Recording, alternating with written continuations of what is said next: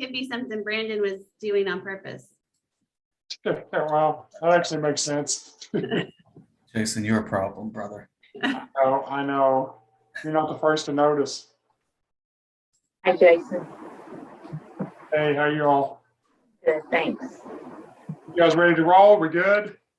We don't have Morgan. We have everyone but Morgan on. Okay. If anyone has a way to text Morgan. Yeah, I will.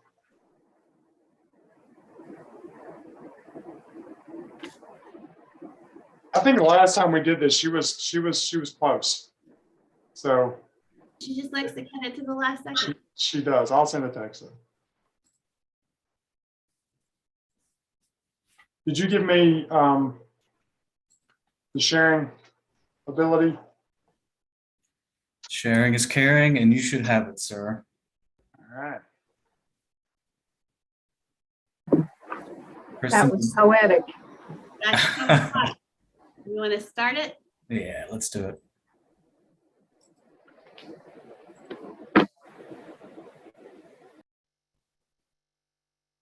Welcome, everyone. We'll just give about 1 minute for people to join our webinar, and then we'll get started.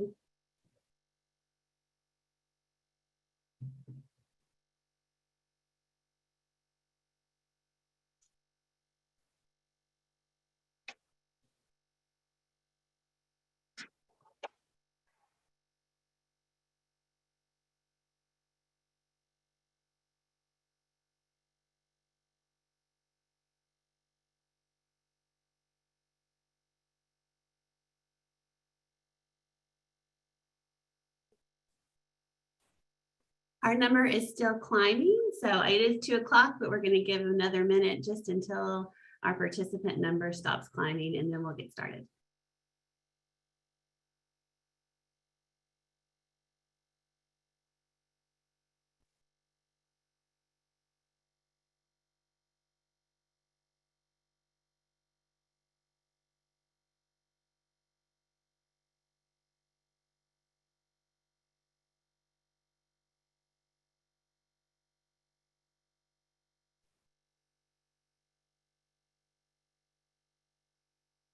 Okay, I'm going to go ahead and start, and people will continue to join us, and that's great. We'll welcome them in.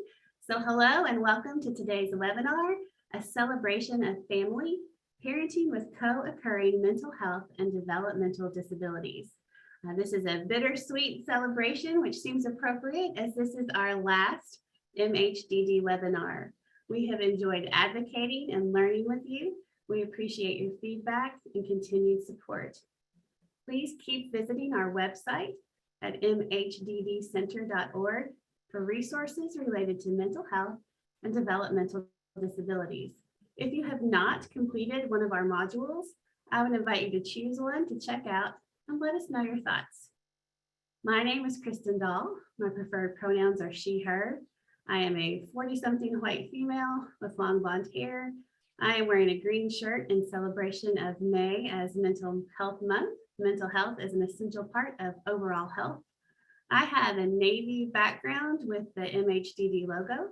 On behalf of the Mental Health and Developmental Disabilities National Training Center, I would like to thank you for taking the time to be here today.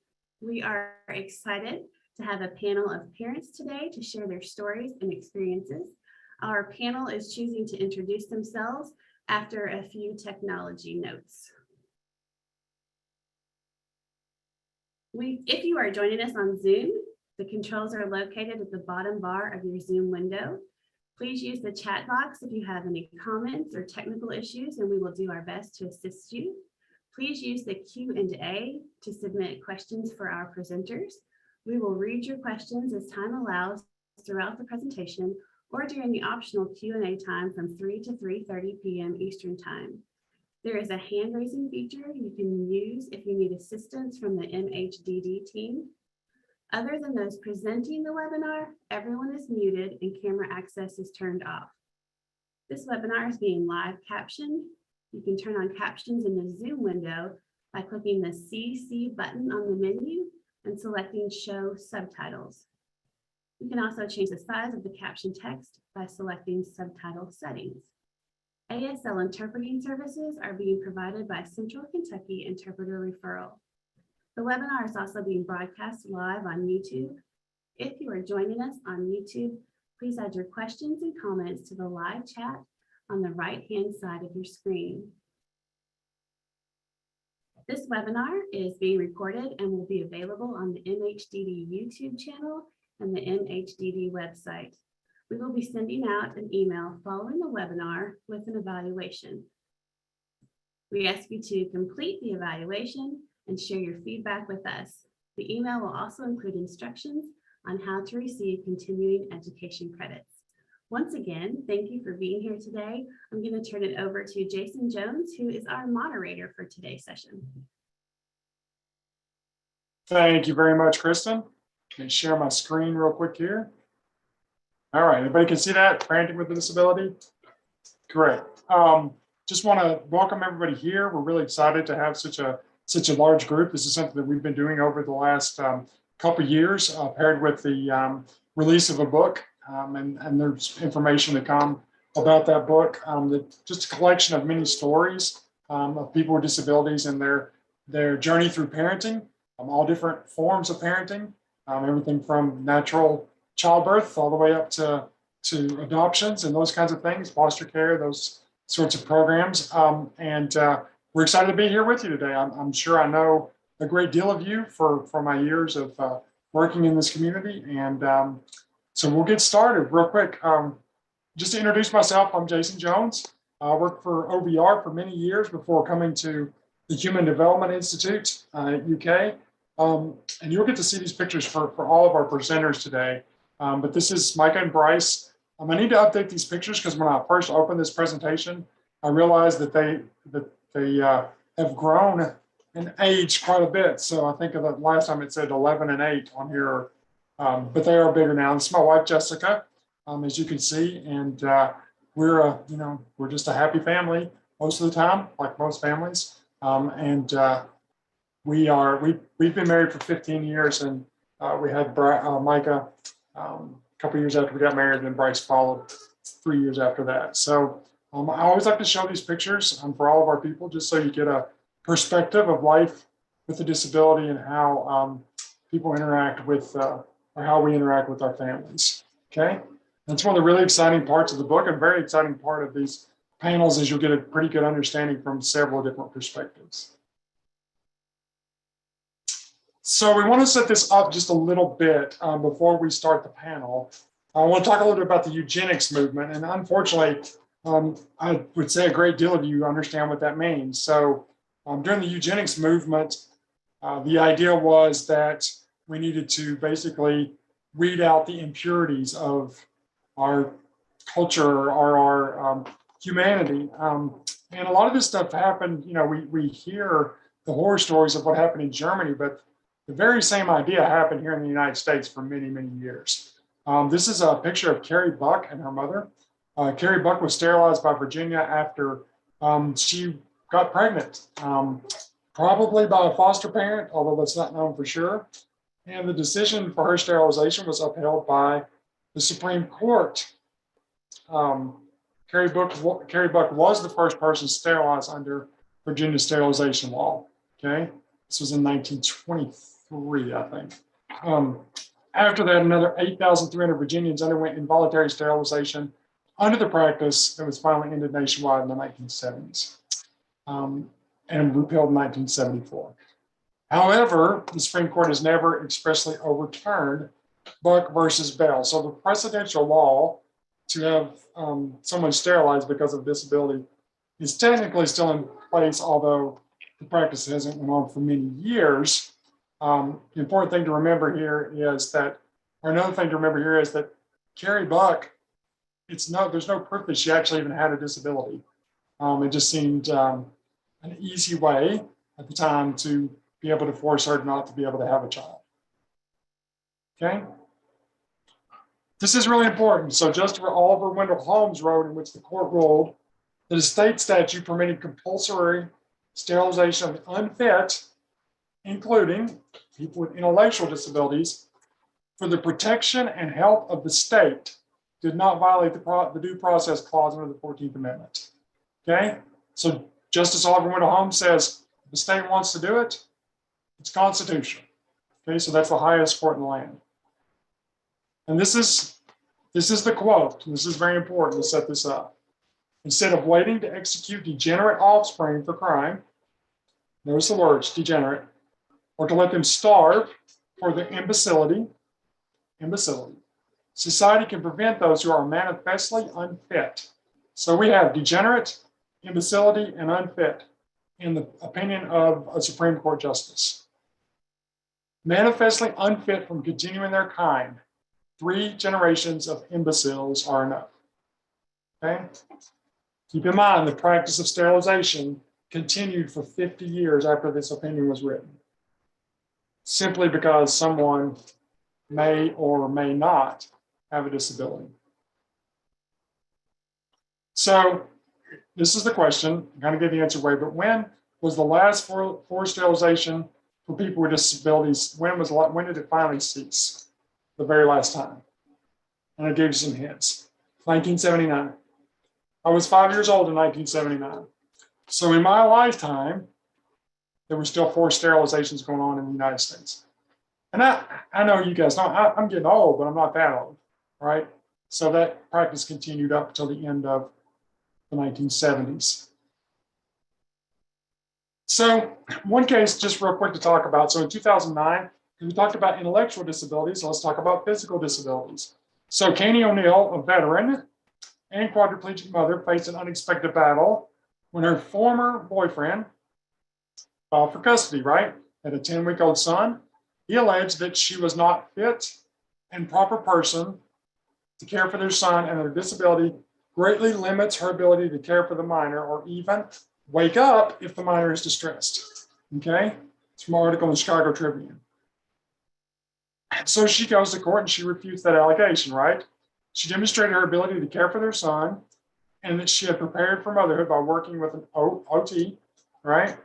For expectant mothers and parents. So somebody was very specific to what was going on, right? She adapted her house, right, for parenting, secured adopted baby care equipment,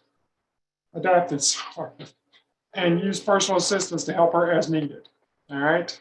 Again, this was about 10 years ago. So let's talk about a couple of things that were said in this case. Illustrating the bias that pervades the family law system, an attorney who was not affiliated with the case remarked, certainly I sympathize with the mom, but assuming both parties are equal in other respects, isn't the child obviously better off with the father? Right? This is a divorce attorney who was famous for custody cases for about 40 years, right? He said O'Neill would likely not be able to teach her son to write, paint, or play ball. The attorney asked a news reporter, what's the effect on the child? Feeling sorry for the mother and eventually becoming the parent. Okay, so we've seen both sides of the disability coin, intellectual and physical disabilities. So just a couple of stats, and some of these have changed a little bit, but 4.1 million parents with disabilities in the US, right? So 1 in 10 children basically have a parent with a disability. 35 states include disability as grounds for termination of parental rights. And several of us on this, that no longer, and you'll hear some of them talk about that in just a few minutes. In every state, disability of the parent can be included in determining the best interest of the child. All right. 2/3 of dependency statutes allow the court to determine that a parent is unfit based on disability. And 5.6 Americans live with paralysis due to stroke and all those other things, right? So that's just physical disability. And then there's a list of states, and the District of Columbia allow physical disability as the only grounds for terminating parental rights, even without evidence of abuse or neglect. And you'll hear some of our parents talk about that. Make no mistake about it. Nobody on this panel, right, advocates for someone being abused, right, or for being neglected, regardless of whether a parent has a disability or not. Of course, we all love our children and we all care about children, and we don't think any parent should be able to keep their child if they're abusive or neglected. So that's two separate things. Unfortunately, the court has not seen them as two separate things. Okay. All right. We ready to roll? Any questions yet?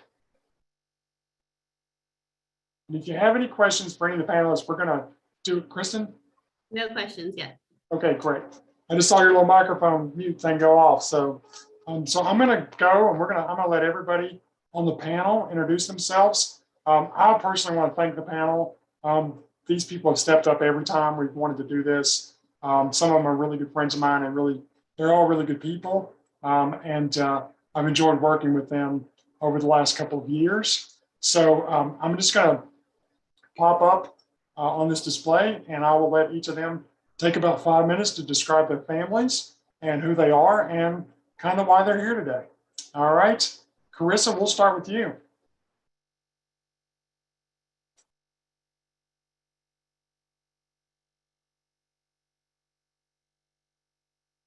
Carissa, are you on still? You are muted. Let's see if we can get you unmuted.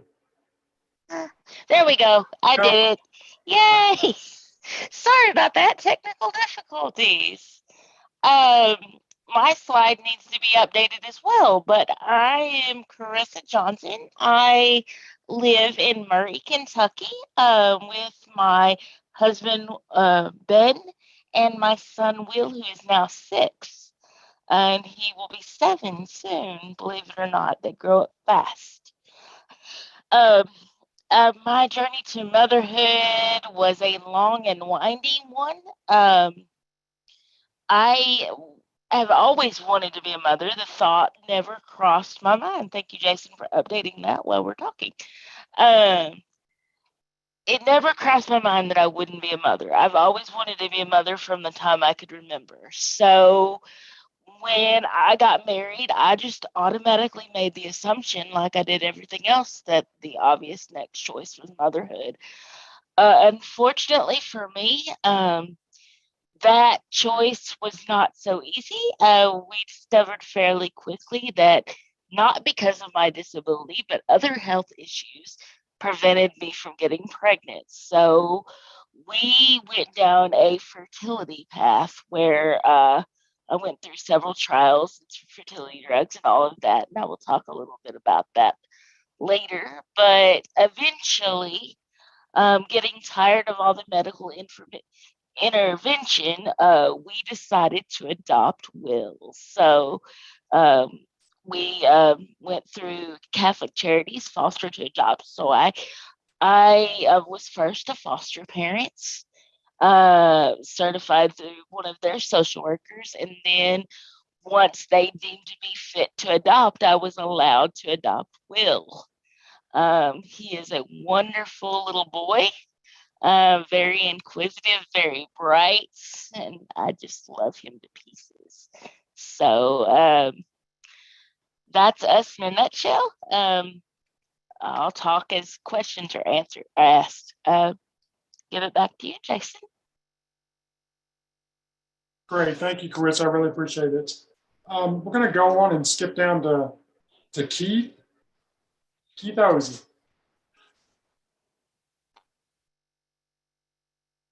Yeah, hello, everyone. Thank you for being here. I was reading the chat, and it looks like we have people from Delaware to Arizona. So I think that's fantastic to have everyone on here. My name is Keith Hosey. My pronouns are he, him. I am a 40-something bald white male with a beard that is objectively nicer than Jason Jones's. I am married. I live in Louisville, Kentucky. I am married and I have one child, my daughter Kayla, who is actually about to turn 9. This is how long we've been doing these. I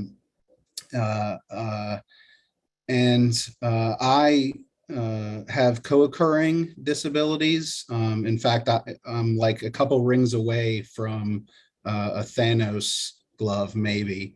I don't know. I was born with the developmental disability of club feet. I had severe bilateral, both feet. I had lots of surgeries as a child and continue to have complications as an adult. I wear an ankle foot orthotic on one of my feet. We call it an AFO if you're in the cool club. I also, in my 30s, in my mid 30s, was diagnosed with general anxiety disorder, and then shortly after, depression, major depression disorder. I started out with physical disability. My daughter was born. She was alive when I gained those diagnoses. And so we've kind of been learning together on that. And I didn't mention I have a green shirt on, and I'm going to claim that I wore it for Mental Health Awareness Month, and that it was all planned this way. Thank you all for being here. Thank you, Keith, very much. All right. And Brianne.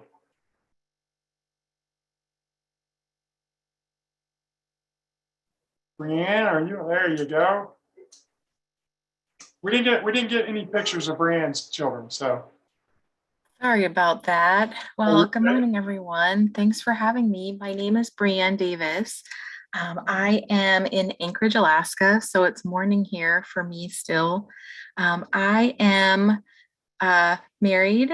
I've been married for 16 years. I have 4 incredible children, 2 of whom experience a dual diagnosis.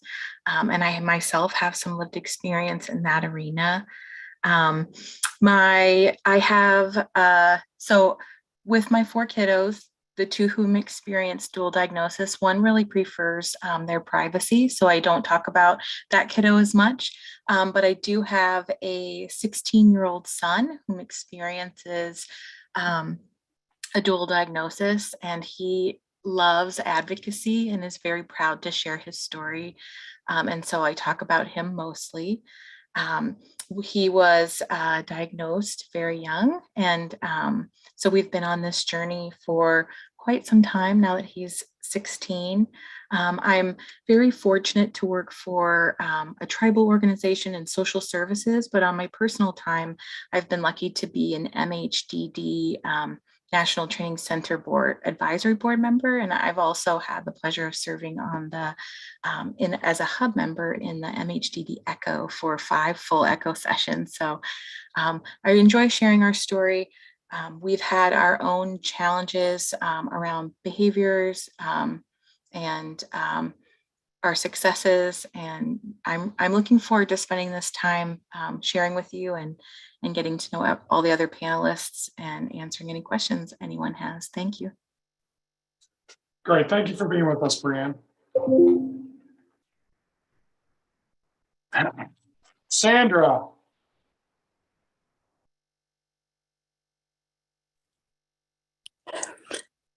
Good afternoon, everyone. My name is Sandra Williams. I know you all can't see me, so I will tell you that my pronouns are she, her, hers. I am a multiracial female with very long hair. I always wanted to be a parent from the time I was 5 or 6 and playing with my baby dolls and my baby sister. I knew I wanted to be a mom. I never thought that my disability and my disabilities, I am blind. I can see light and dark and sometimes shadow, but I never imagined that that would be an issue since both of my parents were blind. My father, due to some complications, actually we found out it's a genetic disorder, and my mother was blinded because of racism, and her mother wasn't allowed to go to the hospital and have her, and she was sent home.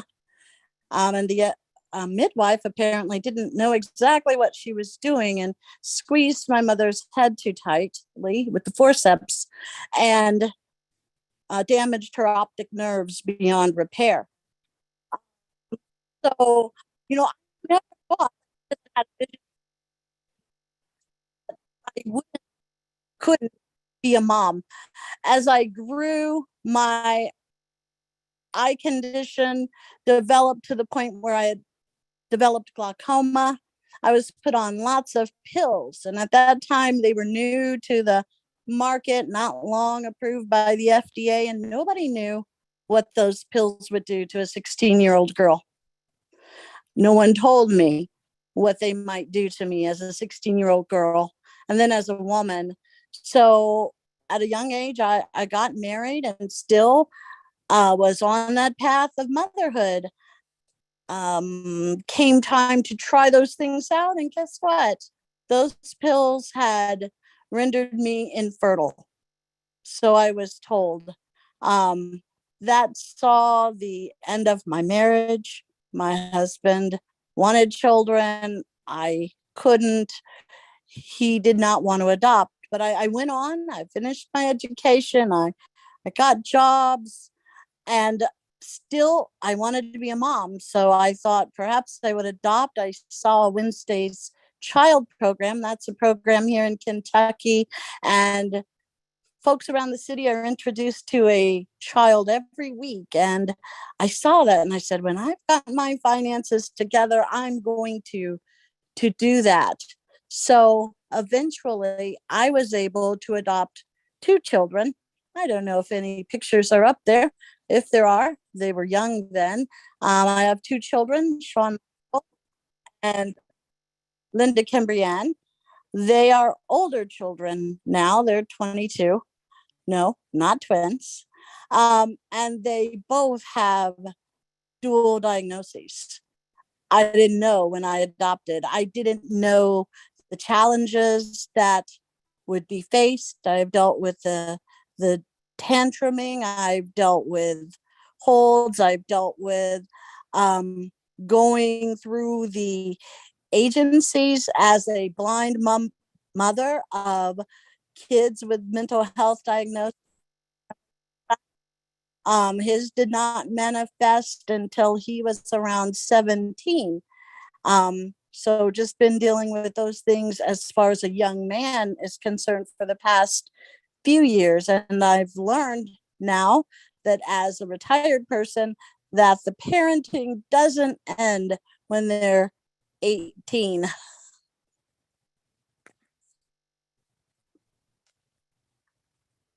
Great, Sandra, thank you so much.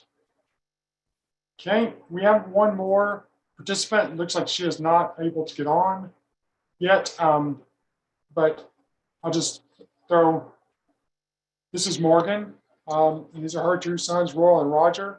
And when she comes on, I'll let her explain her situation. All right. So I'm going to stop sharing so you can see everybody's face that is on the panel. And we will start just throwing out a couple general questions. And I'll usually like to call on the people on the panel just so everybody kind of knows. But of course, anybody that has something to add, please just jump right in. So Keith, I'm going to start with you. Tell me what you think have been maybe the biggest hurdles for you in being a parent with a disability. For me, being a parent with honestly, my biggest hurdle was before I even became a parent, because my club feet are hereditary. And so that's something that my wife and I had to discuss prior to conceiving. We had a conversation about whether or not we wanted a child, what would be that child's life if that child did inherit my disability. And ultimately, we decided that, of course, we'd love that child anyway, regardless of any type of disability. Just a funny story, I guess, real quick. I don't think this is in the book, but when my wife was going to prenatal checkups, at the time I was working at a center for independent living. I saw a number of people in the chat say they're with SILS. Shout out to the IL people. My wife was at a prenatal checkup, and they asked her if she wanted to do some testing to see if the child had any disabilities. And they already knew that I had club feet, and that's something that they can now detect on the first ultrasound. This was prior to the first ultrasound. So she kind of asked, well, what's the deal with that? Just, because it's optional. And there are some risks in that test. And the doctor point blank looked at her, and I wasn't in the room, but she told me about this. He said, well, in case you would like to get rid of the child, if the child has a disability. She said she snapped back so quick. She said, do you have any idea what my husband does for a living? We would take care of that child regardless of, so, that hopefully that healthcare professional got a good lesson in disability etiquette that day. But honestly, that I would say that was probably my biggest barrier, was just mentally getting past my own baggage. Once she was born, there are some things we've done to accommodate my disabilities. And she, and I'm sure other people will say this at least 5 more times, but quite honestly, my child, who is only 8 right now, adapted to my disabilities way better than I could have adapted to her life, just in her understanding and her loving of her dad. So, yeah. Yeah, I think you will hear that same theme over and over again. Kids are super resilient. I don't think we give them enough credit. And honestly, the diversity that exists because of my disability is a plus for my kids all the time. I think we get to see that. Thanks, Keith. Carissa, you want to jump in there? Can you tell me what some of the biggest hurdles that you've had as a parent? Honestly, individual attitudes from even before I became a parent. I talk about in the book. I told you I was going through fertility treatments, and what is part of that is I had to go get my blood drawn every month. And the tech there, we're small town, so same tech every month in this women's clinic. And he would, after a few months, he would, of me not getting pregnant, he would say, maybe somebody's trying to tell you something. Maybe this would be too difficult for you. So hearing that over and over every month, that was really disheartening. Also, attitudes from people that I never thought would have that attitude. Friends of mine saying, how are you going to be able to do this? How are you going to be able to pick a baby up? How are you going to be able to chase after a toddler? It's too hard. Maybe somebody's trying to tell you something. And even after he was, here, I get the question all the time, is he your son? And I'll say yes.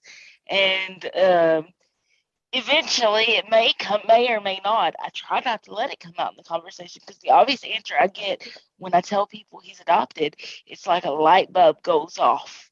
And they're like, oh, that's the answer. That's it. You didn't have it on your own. Something was wrong with you. And I feel like part of me has to educate every time I get that light bulb moment. But at the same time, it's like, not this again. I wish people would just see that I'm mom no matter what. So attitudes, even going with him to the doctor or out to the store, people are just amazed that, he stays with me even as a toddler. So it's just attitudes. I can't voice it any other way. Yeah, it's funny because we've done these discussions for a while, and just through some disability awareness training and stuff that I've done over the years, it's always super important for me to say, no, we had these kids on our own for the same reason, because the assumption usually is that they're adopted, right? And so you're kind of coming at two different, you're having to overcome two former, you have to tell them that your child was adopted, but also teach that that's not, the case, and that you tried the other way first, and just with some, difficulties. So yeah, that's Chris, it's you give some great perspective. So Brienne, do you want to add to the question, what have been some of the biggest hurdles? Sure. I think for me, some of the biggest hurdles I faced is kind of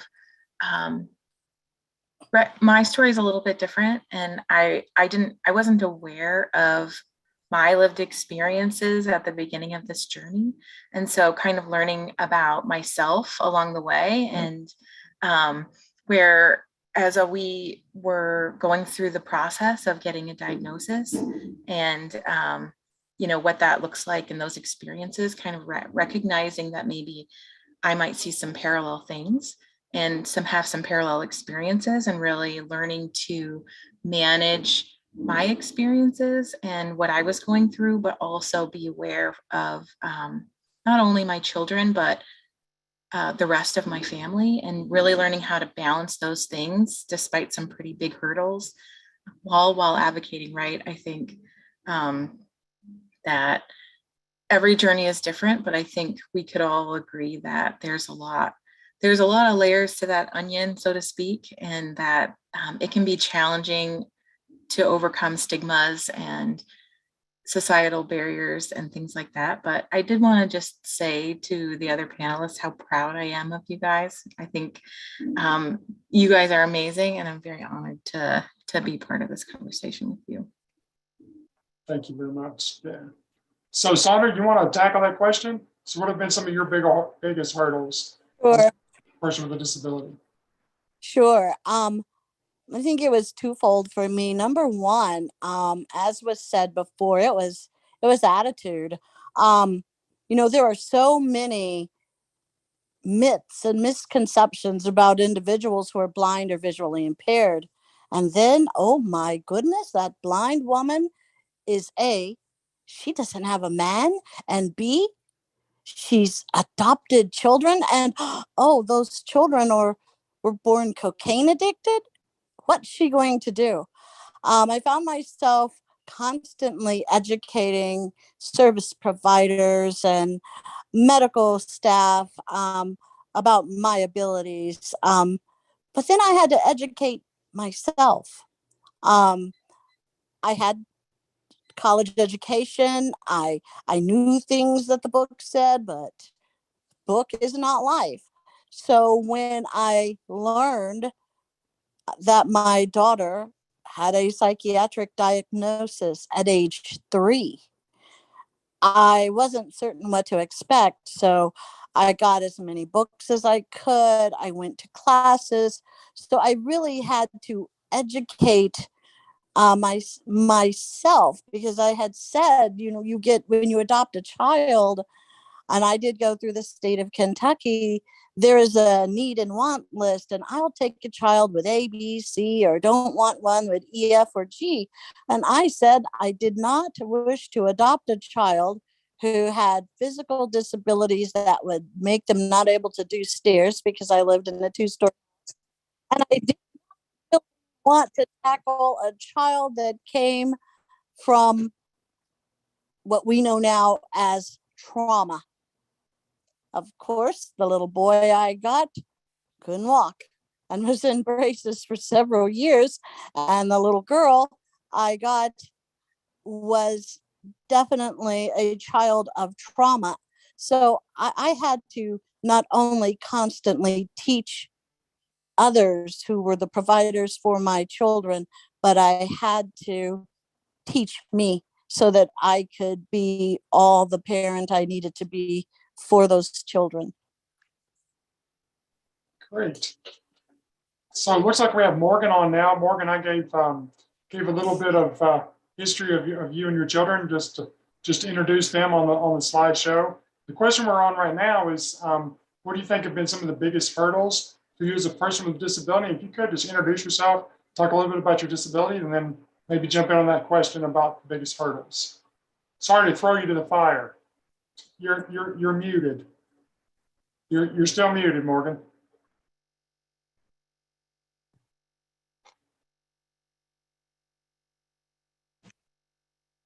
Can you hear me now? Yes. Okay. You're good. Sorry, technical difficulties are a bear sometimes.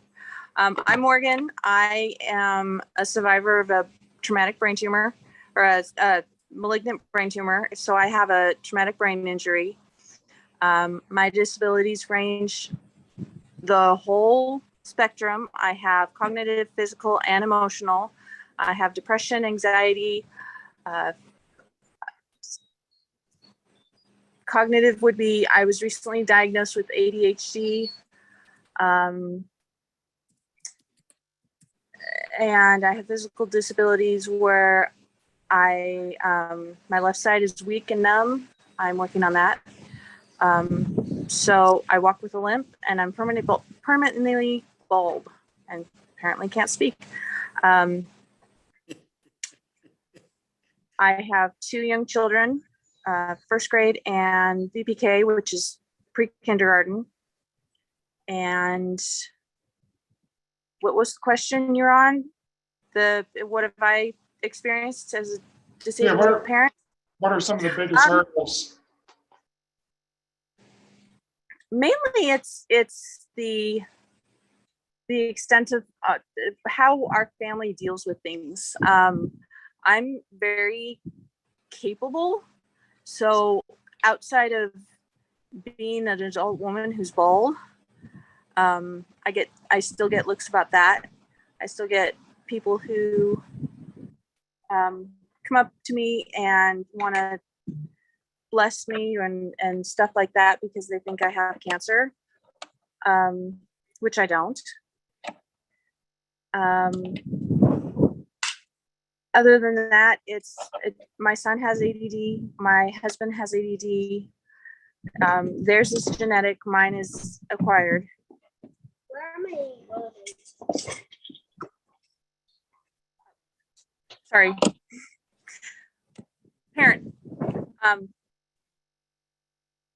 Mainly my prejudices and whatnot have been in how I deal with my family and our issues. More so than that we have issues, because I'm not in a wheelchair, I'm not blind, I'm not deaf, I'm not what the outside world deems significantly unable to take care of somebody. So on the outside, I look like a normal person, and it just looks like I don't know how to take care of my kids, when really I don't even know how to deal with myself sometimes. I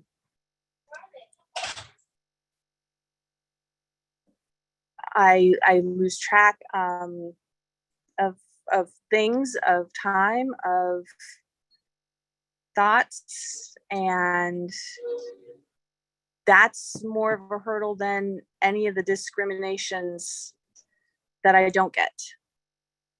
I'm very fortunate in the fact that because I look normal, I'm treated fairly normal until I'm not. And usually it's not a discrimination, it's a, oh, she's weird, or she's a fill in the blank, and people just disassociate with us or me.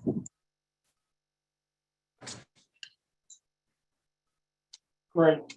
And I like Morgan that your kids are there.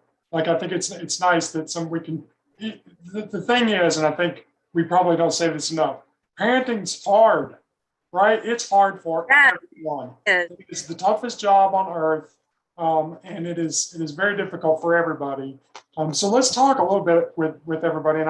And Chris, I'll start with you because we talked about this. Keith, I don't mean to leave you out, but is there a double standard for mothers with disabilities than fathers? Is there a double standard? Carissa, you want to take that one first? Absolutely. Both absolutely. I will take that question. And absolutely, there is a double standard. Mothers are supposed to be the ones that take care of their kids when they're sick, get up with them during the night. They're supposed to be the ones that do all the school functions and take them to their games and just be the nurturers for those children.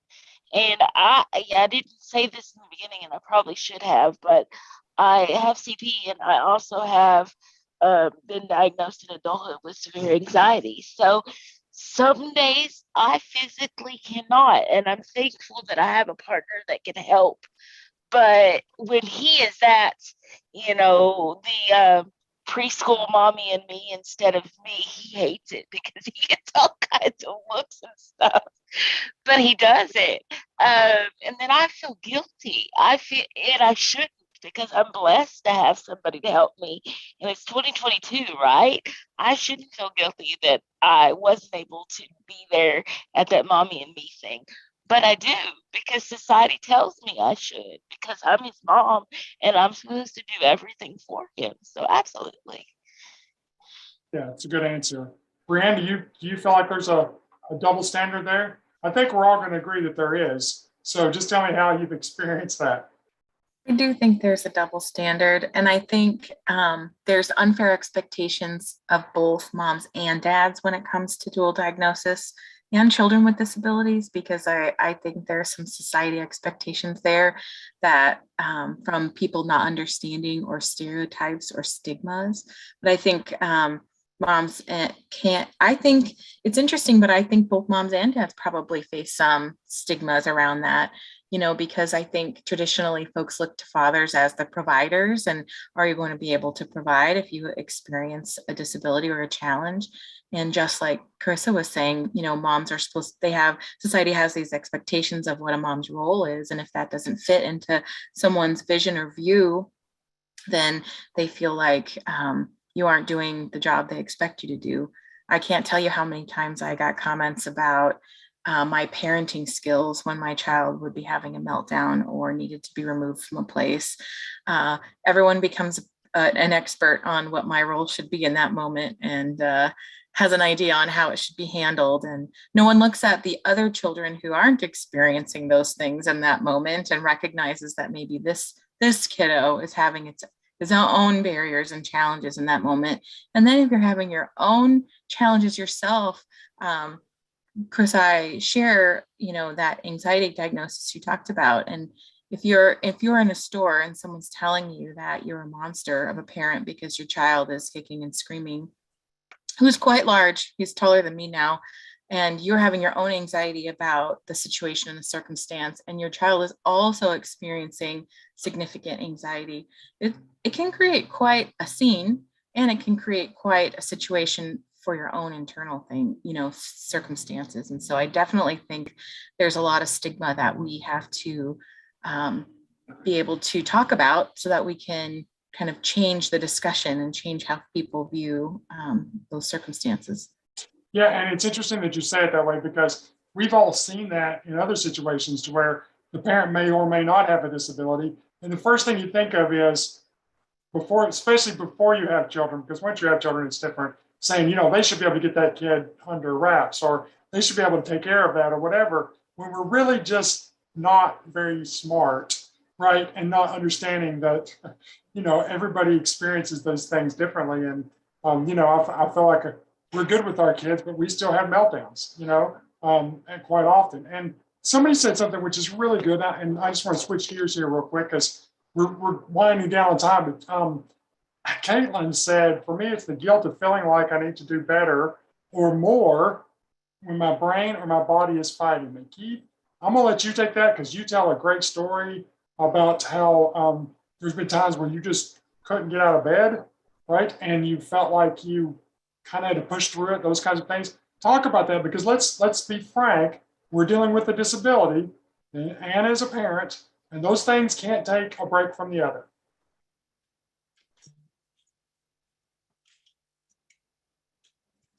For a minute there, my space bar did work to unmute, but then it didn't. So I apologize.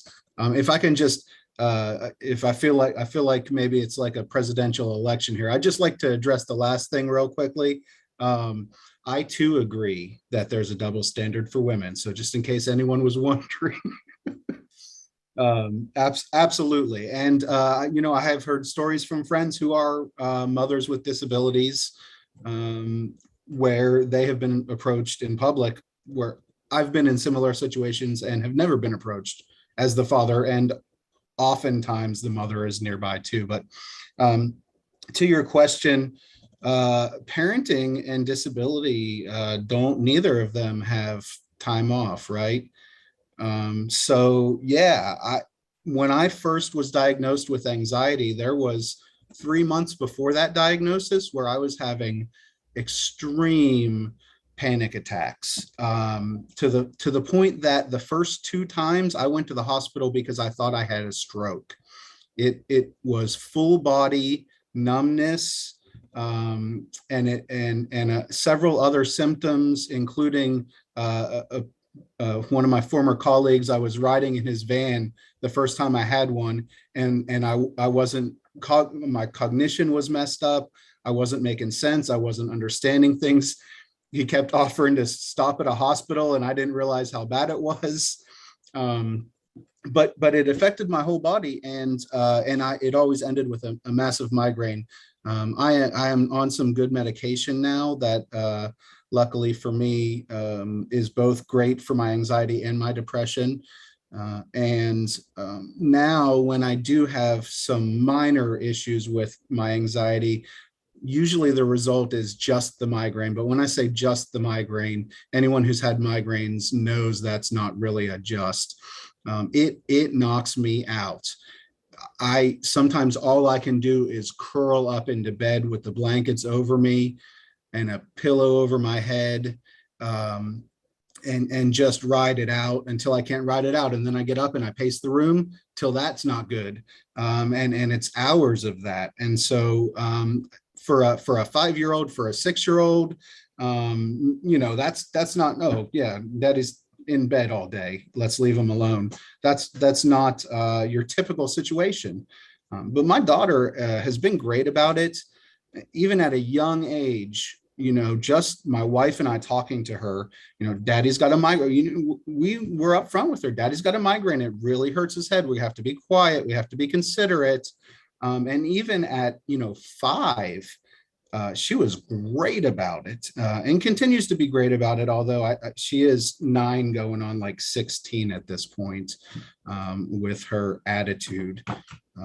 I mean that she is a very strong-willed and independent woman, and I'm grateful for that very much as she grows.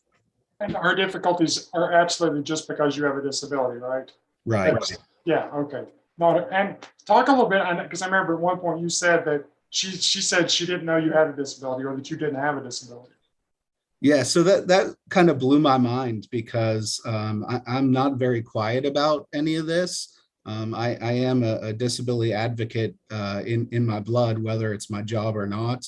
And I have lots of friends with disabilities, and my household has been filled with disability related toys for her and books for her. It is not a foreign topic, and it's never been spoken poorly about in my house. In fact, she's taken my leg brace and walked around in it as any kid does with their dad's shoes. And one day I forget what the circumstances was, but I mentioned my disability, and she looked at me and she said, "Daddy, you don't have a disability." And I sat her down and I said, "Kayla, do you know that Daddy has this leg brace that helps me walk for longer periods and stand so we can go to the zoo and do stuff like that?" "Yeah, I know. And Daddy gets migraines because of my anxiety," right? But whatever she has been absorbing in public about disability had gotten to her where in her head disability might be a negative connotation, and she could not intertwine that with Daddy because there's nothing bad about Daddy, right? And so we had a conversation that everyone is different, and we all have our unique gifts and blah blah blah. It was a nice little conversation, but it blew me away when she said, "Daddy, you don't have a disability." I'm like, "Where the hell have you been?" I'm sorry, I'm not allowed to say that. Yeah, and it's great that you say that, because kids are so adaptive. So let's talk about adaptive a little bit. Let's change gears real quick again. So I think some of the issues is that the world, and we're getting some great comments. I love the fact that you all are such a diverse geographical group here. We're talking Texas, California, Idaho. I've seen Florida. This is wonderful. But let's talk a little bit about, people don't understand adaptive technology, assistive technology sometimes, or accommodation, that kind of stuff. And Morgan, I know you've used a lot of things over the years. I Can you have. talk about some of your alarms and calendars and that kind of stuff that you use? First off, I'd like to go back. I have the very same thing where I get the part, my left side goes numb and I slur my speech and everything, but I was only diagnosed with migraines. I was never diagnosed with anxiety. So I feel you there. What we did because I'm a stay-at-home parent, what we did is my son, Royal, who's the one wandering around in the background, and he's going to come say hi since I said his name. We taught him to get on his iPad and use Facebook or FaceTime to call somebody, my mom, my mother-in-law, his dad, and tell them, hey, mom's having one of her migraines. And that way he knew that he wasn't alone in things, because sometimes they would creep up and sometimes I'd wake up with them. So that was a really good thing. And in our house, for some reason, having a disability is a source of pride, because my son has ADHD like both his parents do. So he's all proud because I have a disability. So back to assistive technology. Like I said, FaceTime and video chatting is a great one, because in an emergency, you don't have to talk. You can show what's going on. Another one is because I have ADD, I forget things. I have time blindness. Time blindness is where you lose track of time. Like someone thinks you're working for 5 minutes when actually it's been 50 minutes type thing. So I have timers set for everything. Remind me to take my meds. Remind me to give Royal his meds. Remind me to go pick up people or make dinner or do this or do that. I live my life by timers. And in the beginning, when I first started using assistive technology, they wanted to give me all these, and this is back in, I was diagnosed in 96. So I want to say roughly 2005, maybe. They wanted to give me, and this is how technology is advanced for us. They wanted to give me all these different devices that cost thousands of dollars. I said, wait a second, because my husband is a techie. He does internet and telecom for a major nationwide corporation, and he had a smartphone. And some of my friends who were deaf, they had the sidekicks and stuff. And I approached him. I'm like, well, why are you giving me 5 devices when a cell phone can do it all? And this was back, like I said, sidekicks, whenever they were popular. So I was one of the first ones, at least in Washington State where I grew up, to be given a cell phone as assistive technology. And they had to go through a bunch of hoops just to get me a cell phone, because it was considered a phone and not assistive technology, where nowadays a cell phone does everything and nobody thinks twice about it. I also have a brace now. I was fitted with it. Thank you. A few weeks ago, and it's severely helped my my walking. And physical therapy is helping. What else? What else do we have? What else do we have for assistive technology? I have to say nowadays though, most of it is second nature, because everything has video, has voice to text, it has timers, everything is incorporated. So assistive technology, unless you're like Jason, where you can't use your hands or something like that, it's kind of non-existent now. It's kind of because it's second nature, right? Yeah, for sure. And I can use a lot of it, even though I've been able to use my hands. So that's great. And you talked one time before about It really helped because you had some memory loss and just being able to keep up with calendars and that kind of stuff, right? So that's where you use a lot of your assistive technology, I assume now still. Exactly. So, Definitely with the memory loss and the time blindness.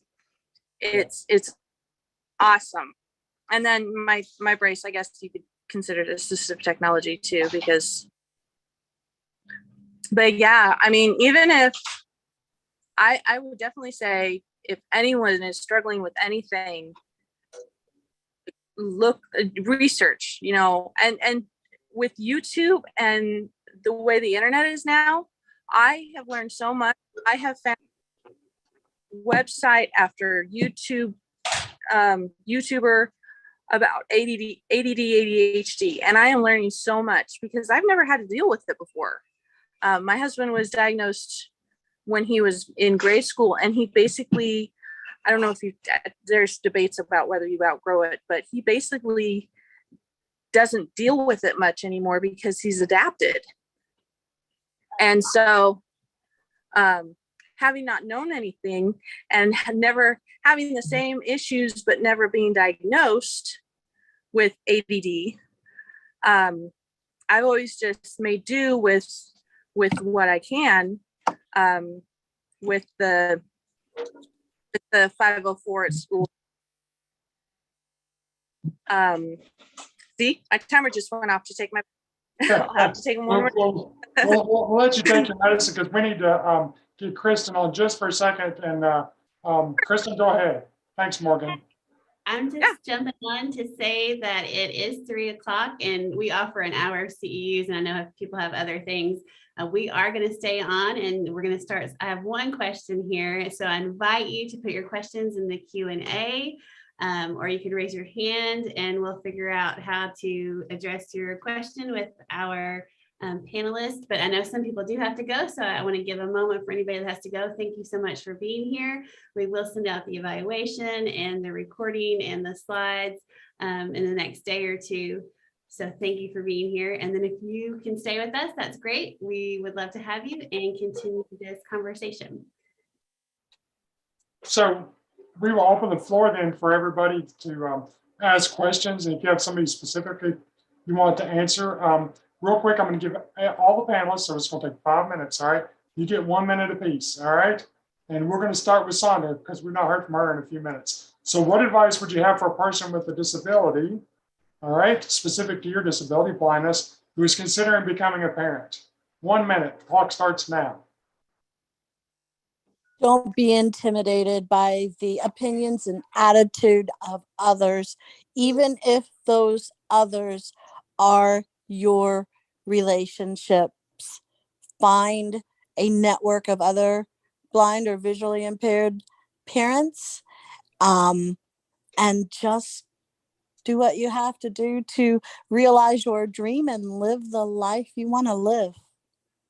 That is a great answer. Thank you, Sandra. So she didn't even use her whole minute. I'm going to say real quick that there have been people in my life before I was a parent that made it much significantly easier in my mind to wrap my mind around becoming a parent. Lee Gordon, who has been a part of this panel a couple of times, was such a help to me because he has had a child that was just a couple years older than mine. So my advice to all parents who are considering, all people who are considering, is find somebody who's been there, done that. It's very helpful. All right, Carissa, you get your minute. What advice would you give to a person with a disability thinking about having a child? If that's what they want to do, if that's your dream, go for it.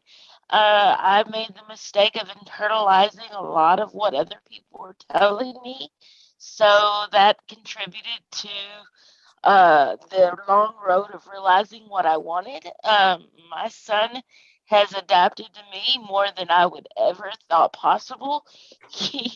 Everybody around me laughs now that he behaves better for me than he ever does anybody else, and they don't know how I do it. I do it because he's adapted to me. He knows mama's limits, and so don't let that scare you. Great. Brianne, you want to go? Yes, my advice is forget society standards and just live the life you want to live and have for yourself. Man, you didn't even need anywhere. That was very very philosophical and straight to the point. I like that. You're a panel member from now on. Morgan, you want to take it? Yeah, sure. Along with everything else that's been said, I would say just do it. Figure out how to do it. You can do it. It's just a matter of how. It's not going to be easy. Parenting never is. Disabilities aren't easy either, but you're a disabled person. Therefore, my God, sorry. Therefore, you've lived, well, depending on how long you've had your disability, you've lived the disabled life. You know how to adapt there. So parenting is just another form of adaptation. And, you know, the research, the information is out there. So do your research if you have to need help with that. There's groups out there. There's support out there if you're not getting the support you need or think you need and want. Just do it. Yeah. There's no reason not to. If you want to be a parent, be a parent. If you can't have kids, adopt. If, you know, just do it. If it's what you want, just. Yeah.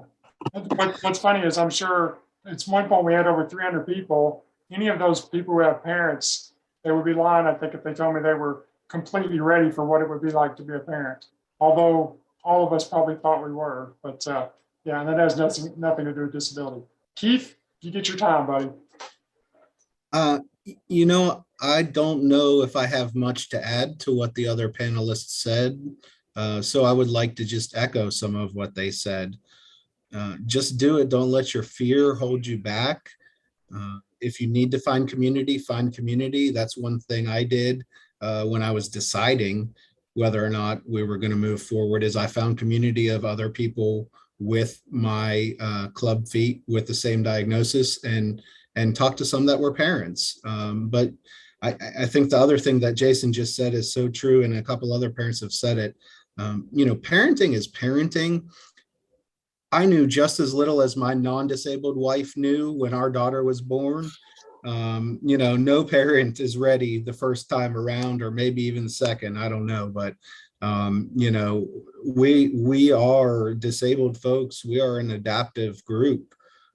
So why would anyone think we can't adapt to parenting when we've adapted to every other part of our lives, right? Yeah, That's that. good advice.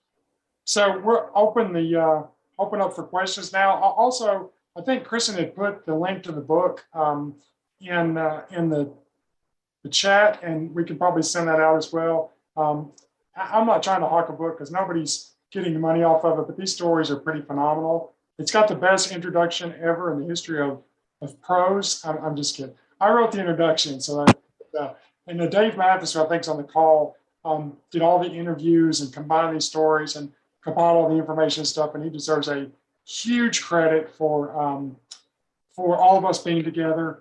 And I've worked with Dave for many years and really appreciate him doing that. Also would like to say thank you to everybody that's been on. I would love, we've started a consortium here in the state to start tackling some of the legislative problems with parenting and some of Kentucky's laws. I would love to hear from y'all. We've met with some other states already, so feel free to get in touch with us so we can bring you into the fold and learn from you, because we're young children. So we need parents too at this point as far as our what we're trying to get done. So does there anybody have any questions for any panelists? Hey, Jason, this is Dave. Hey, Dave. I just wanted to add a couple of things about the book. You know, in putting it together, 30 stories, two things really stood out to me. How honest all the parents were about their experiences. And I think that shows that nobody likes to talk about anything better than talking about their kids. And also, and you've mentioned it a couple of times already, almost all the parents talk about how resilient and adaptable their children were, which was, to me, one thing that really stood out. Thanks. Thanks, Dave. Kristen? Here's a question. This is a two-parter, so just ask if you need me to repeat it. What are examples of resources that new parents with disabilities can go to? And are there examples of entities that provide parenting classes that are disability centered? looking to build resources for local parents with disabilities like myself. That's already a two-parter. Also, what are some databases that researchers can go to find statistics on parenthood and disability? Morgan, I think you raised your hand. I know in Florida, and I took advantage of it both times for my sons, and it's not necessarily disability related, but I did have some really good counselors who worked with me as a disabled person. We have in Florida it's through one of the child research centers. It's called Parents as Teachers, and it's a program for the children where they follow the children. You're assigned a counselor, and they follow the children from birth until they start kindergarten. And with COVID, it's changed and whatnot, but pre-COVID, the counselor came in once a month to the home, or you met them at the facility, and they had a game or an activity that they did, and at certain intervals they measured milestones, and you could ask questions and all that kind of stuff.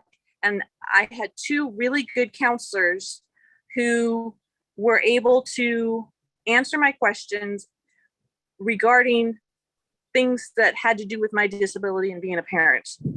So if, like, what do I do if I fall and my kid can't help me?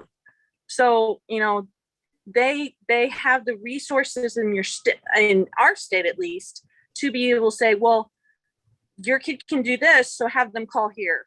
Or we have this group of parents. They had other resources, and I'm all about resources if you haven't figured it out. So that was a great advantage if anybody lives. I know this is probably a Kentucky thing, but if anybody lives in Florida, or if there's anything like that in your state, definitely seek that out, because it's a phenomenal opportunity. Yeah, and there's the National Center on Parenting with a Disability at Brandeis University, and Dave has posted that link. There's a lot of great resources. We've met with them as well. They are really good people. They do a lot of research, I think, which you ask about, Timothy. Does anybody else have any answer to that question?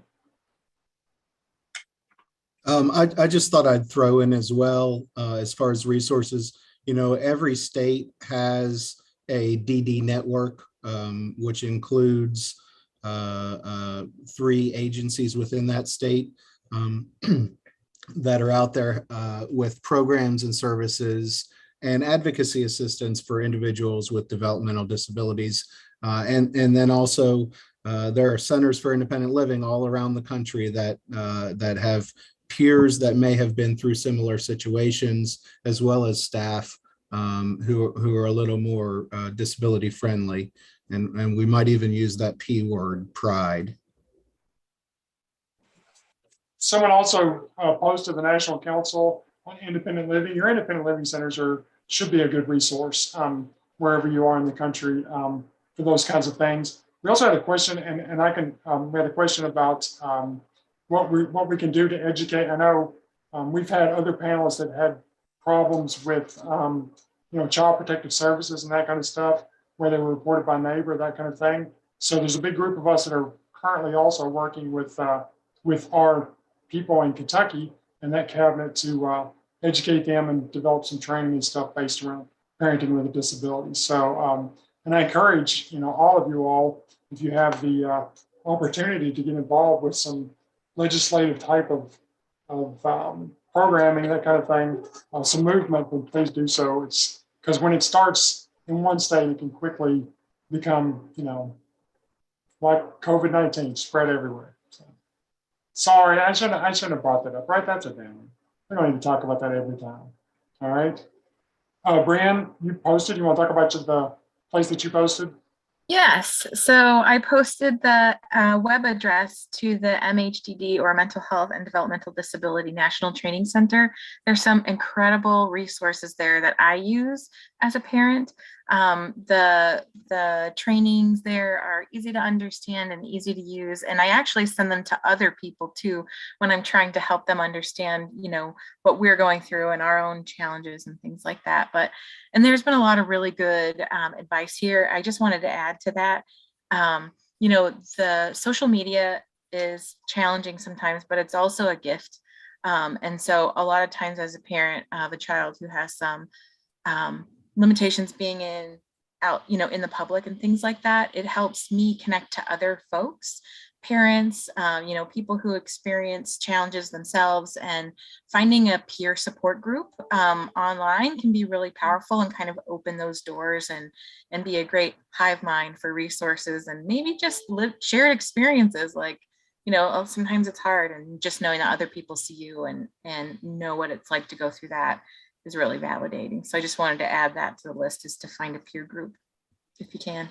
Yeah, and I know a lot of people that we've been involved with that do not have disabilities still benefited significantly from parent groups, especially when it's your first child. When you think you're probably going to kill them in the first few days, it's nice to know that that's probably not the case. So yeah, it's good to know. And Carissa, you posted one. You want to talk about it?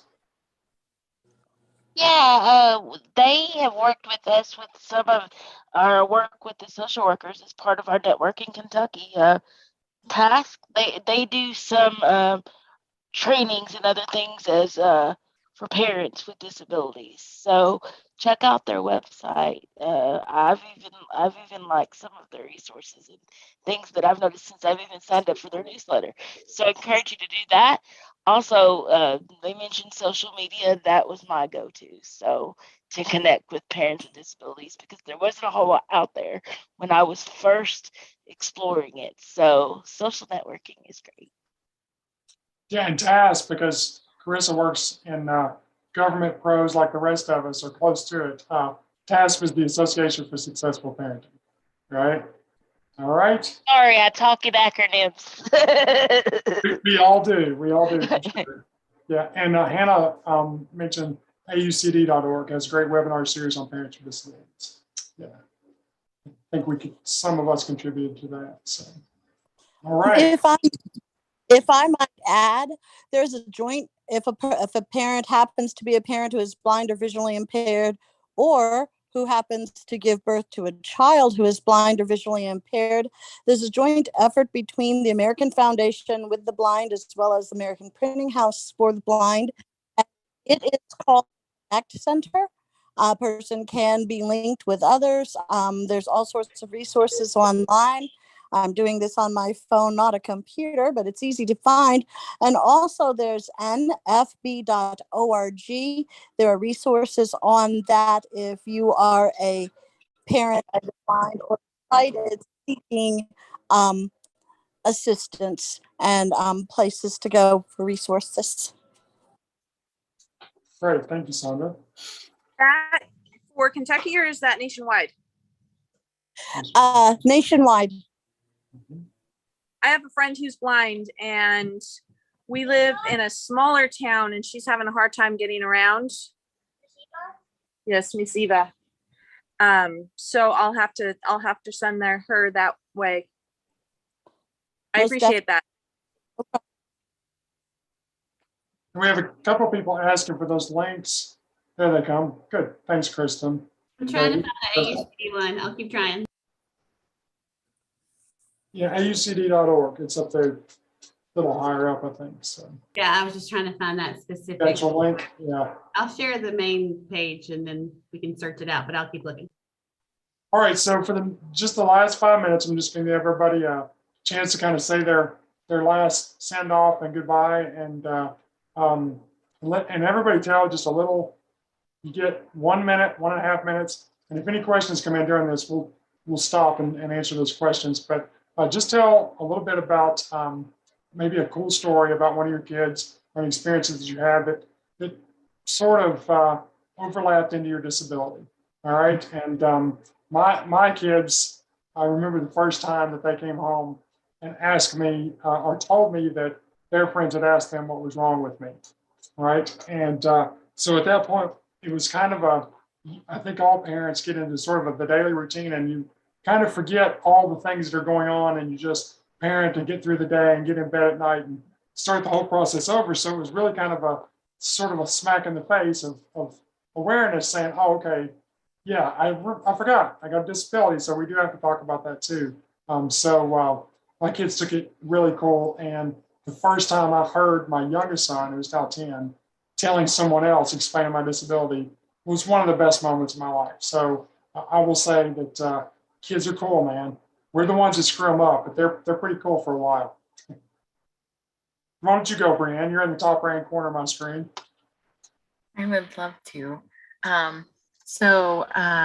One of the things that is my takeaway from this experience is I can't wait to go share these stories with my son because he dreams of having family and he worries very much if that's something that will be a reality for him.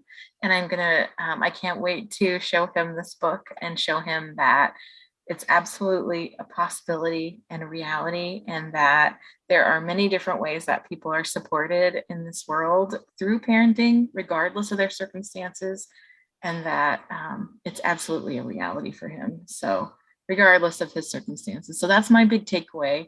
I know that's not necessarily a story, but I just can't wait to connect with him after he gets home from school and to tell him about my experience today. Listen, make sure you tell him that if anyone could marry somebody like Keith Hosey, everybody has a chance. Okay? So be careful. All right, Keith, I'll let that be your lead in. I appreciate that, Jason. And I do believe that, I do agree with you, and I do believe my wife sometimes would agree with you as well. I want to tell just a quick little story that kids are kids, you know. My daughter, I mentioned earlier that my wife and I like to fill our house, at least with some materials that address disability as well as race and LGBTQ. Our circle of people reflect that as well. But I will tell you that the year recently, I forget, maybe 2000, Barbie came out with the Barbie in a wheelchair. And I went and my daughter loves Barbies. You should see our basement. I'm swimming up to my knees in Barbies down there. So I got her the one in the wheelchair thinking, well, this is a great opportunity. And Christmas Day, she opens it and she looks at it and she's like, it's a Barbie.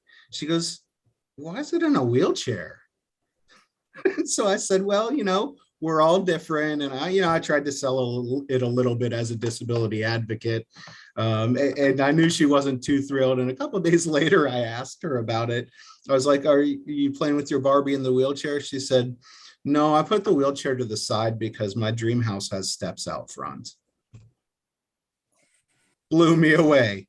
I said, well, maybe we can make a ramp for your dream house because there's already an elevator to the second floor. So, you know, kids, I don't, that's my kid. It's great. It's great. Sandra, you want to go? Okay, mine is probably bittersweet. I didn't talk very much about it or at all today, but my daughter is very young and has 3 very young baby girls. Her mental illness diagnosis is pretty severe, and this was at the beginning of the pandemic, and I had been caring for 2 of the grandchildren, and she was expecting another one. And she called me one day, and our relationship is not grand. And she still calls me mama, and she said, Mama, you need to tell me about myself. And I said, what do you mean tell you about yourself? She said, well, all this time, and I guess she was 20, maybe just turned 21. And she said, all this time, I really haven't understood what it has meant when people say you've got this or you've got that. And she said, now I'm a mom, And she said, and I don't know what these words mean about myself. Can you tell me? And she asked me, oh, what was bipolar, or what did it mean to be explosive? And she wanted to know. And then the saddest thing that she said was, Mama, do you think my babies are going to be like me? I wish they could be like you because you don't have these things. And I told her she would be okay. And I did explain the words to her. And I remember holding her kids in my lap and her on the other end of the phone, just sobbing, and said, well, thank you for telling me. I'll do my best. And then she hung up. Yeah. Morgan, you want to go? Parting shots? Sure. It's my sons are very protective of me. I think mainly because I fall a lot, and Roger not so much. He's only 5 and just kind of shy and whatnot, but Royal very much so. I was his den mother for a while in Scouts, and at the beginning of the year, he would just perk out and say, my mom has a disability. She had cancer. She's bald, but she's this, she's that. The funny thing though is when I do fall, because everybody around me is not used to like me falling and being okay. So they all freak out and, oh, Morgan, here, let me. And my sons just stand there, and Royal especially says, oh, she does that. She'll be fine. Unless, and he can tell if I won't be fine. So it's kind of funny that, and it also goes to the adaptation portion of it is they get used to, oh, mom, dad is this way, and we just accept it. It's like they don't know any different. So it always gets me when they do that. It's like, well, yeah, they know what's going on. And then they get mad when people listen to them. That's right. Yeah, I think all of our children become protective in some way. In fact, my father is experiencing Alzheimer's now, and my kids have this amazing empathy I see with him, and worried about him falling and wandering off and stuff, that they've become kind of little shepherds when he's around, which is really cool. So, Carissa, Yeah. We saved the best for last. No, I'm just kidding. Well, I've been sitting here trying to think of one because there are so many, but my son loves to draw, and I've been trying to throw in a little education here and there, right? So he's drawing a picture, and I ask him what it is, and he says, oh, that's you and that's me, and both the individuals, have the little stick figure arms and legs, and I look right at him and I said, is something missing? So he draws a flyer. I can't even talk. And he draws grass and whatever. And I looked at him and I said, where's Tommy's wheelchair? Because he likes to draw cars and everything else. And he says, you don't need it. In my picture, you walk. And I'm like, okay, something's wrong here. Teacher moment. I go all philosophical and, try to explain this to me. And he finally looks at me and he gives me this big sigh and he rolls his eyes and he says, Mama, that's too hard to draw. Can we just leave it out for once? Kids will be kids. So I'm like, yeah, okay. But he does like to show off my wheelchair. I've been to his school a few times and he likes to show all the bells and whistles. So he does know it's there, but apparently it's too hard to draw. A completely different reason for not drawing a book there. I like that. I love that. So I think we're winding down on time. I'm going to turn it back to Kristen here in just a second. I want to personally thank Brandon Canada, who always does these webinars for us at HDI. Brandon's great. He's got a good looking beard, but he never shows it on here. So just so you know, and all of our panelists, Brandon, it was great to get to meet you. Dave, thank you as always for kind of being our God. And looks like a white beard. And all the panelists, thank you so much for your help today. And I think we got a lot of good information out there, and looking forward to doing it again. Kristen, thank you so much from your organization for giving us the opportunity. Thank you, and thank you everyone, and for being on our panel, all our panelists, all the people that came today who have watched our stuff, who have gone and filled out completed modules, been part of webinars. I think we'll have a future together somehow. I don't know what it will look like, but thank you for being a part of MHDD. And 200 people stayed to have this conversation with you all for an extra half an hour. It was important. Thank you for being here.